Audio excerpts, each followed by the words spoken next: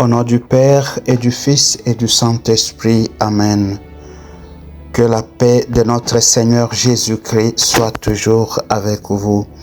Chers frères et sœurs dans le Christ, bienvenue à notre méditation sur les textes bibliques de la liturgie de ce dimanche, qui est la fête de l'Épiphanie du Seigneur. C'est le Père Michel Manga, SVD, missionnaire du Verbe divin. Le thème pour notre méditation d'aujourd'hui est le Christ, lumière pour toutes les nations.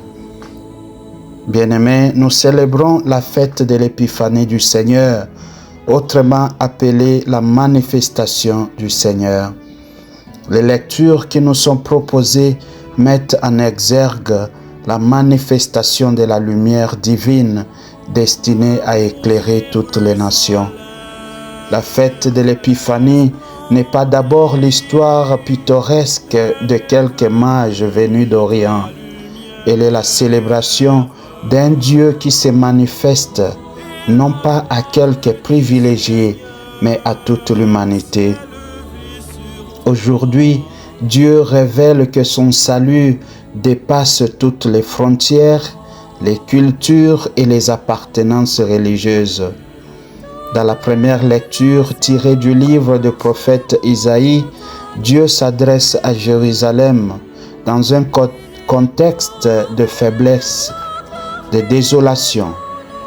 Après l'exil, Jérusalem est pauvre, fragile, sans éclat humain, et pourtant Dieu lui ordonne de resplendir. Il dit « Debout, resplendis ». Ce n'est pas parce que Jérusalem est forte, riche ou influente, mais parce que la gloire du Seigneur s'élève sur elle. En effet, la lumière n'est pas produite par le peuple, mais elle est reçue. Dieu ne demande pas à son peuple d'être la source, mais le reflet. Cela signifie que nous ne sommes appelés à rayonner que dans la mesure où nous nous laissons éclairer par le Christ. Ainsi, celui qui veut briller par lui-même perd sa lumière, mais celui qui reçoit la lumière de Dieu attire les nations. En outre, Dieu choisit ce qui est faible pour y faire briller sa gloire. Un chrétien ne rayonne pas par sa puissance, mais parce qu'il reçoit la lumière du Christ.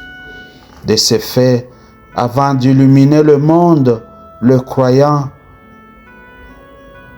doit se laisser éclairer par sa relation avec le Christ. Dans l'Évangile, Saint Matthieu nous présente le récit de la visite des mages venus d'Orient. Il s'est dénoté que ce sont des étrangers, des hommes en recherche.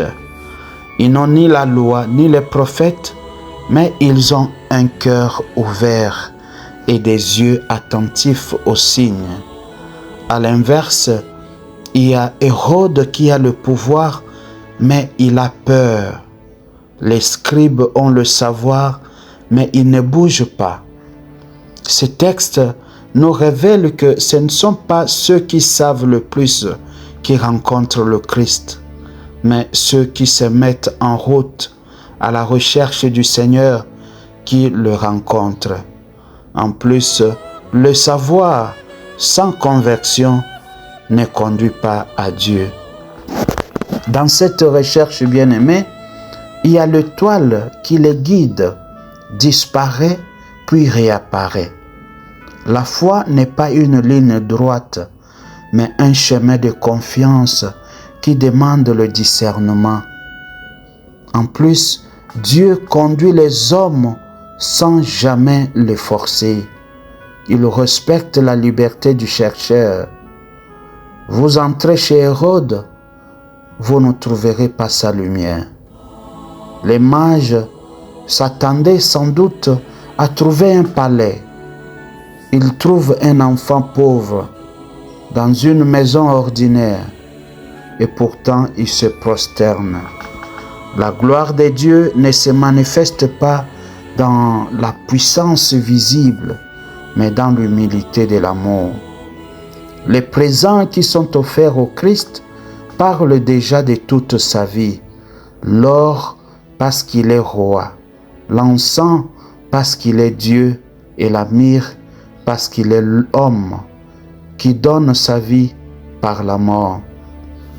Toute la mission du Christ est déjà annoncée à travers ses présents. Il est roi, Dieu et sauveur souffrant. Après avoir rencontré le Christ bien-aimé, les mages repartirent par un autre chemin. La vraie rencontre transforme toujours. Rencontrer le Christ, c'est toujours changer de route, changer de direction, changer notre manière de voir Dieu, notre manière de voir les autres et changer parfois nos sécurités. La foi n'est pas une parenthèse spirituelle, mais une orientation nouvelle de toute la vie. Les mages obéissent à Dieu en songe. L'adoration authentique produit des choix concrets, des choix qui révèlent l'obéissance à la voix du Seigneur. Jésus est la lumière offerte à toutes les nations, reconnue par ceux qui le cherchent humblement, refusée par ceux qui craignent de perdre leur pouvoir. Prions le Seigneur. Seigneur Jésus-Christ, lumière née de la lumière, comme les mages, donne-nous un cœur qui cherche, des yeux capables de reconnaître tes signes et le courage de nous mettre en route quand tu appelles. Guéris notre monde en désarroi. Amen. Que devant la lumière du Verbe et l'Esprit de grâce se dissipent les ténèbres du péché et la nuit de l'incroyance, et que le cœur de Jésus vive dans le cœur de tous les hommes. Amen.